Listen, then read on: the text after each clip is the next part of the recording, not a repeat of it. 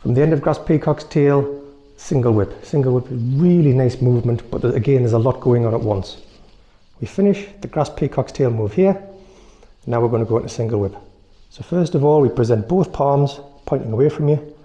Come up on the heel of the right foot and we push around. So that right foot comes more or less straight. When we get to here, the right hand continues moving that way, but the left hand turns. The palm now faces the front. So from here, we are now in kind of the feet are pointing that way and the hands are in kind of a play the lute position. I'm going to pull the hands down. The right one continues around and makes a bird's beak. Bird's beak is where you start with the palm up like that, bring all the fingertips together and turn around. It's a wrist lock. So if somebody's punching you, it's a lock and pull away. So we were there, come around, pull down, that makes the bird's beak. This continues around in an arc, and when the palm turns up, it collects the leg. So when you lift the hand, you lift the leg.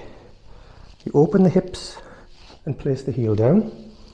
Bring the hand across in front of the face, turn the palm to the front and extend out. If you need to come up on the toes of the right foot and then push the heel out, do it. Getting the right foot in position is important, so even if you have to lift it and turn it, that's absolutely fine, because we are doing a big turn from here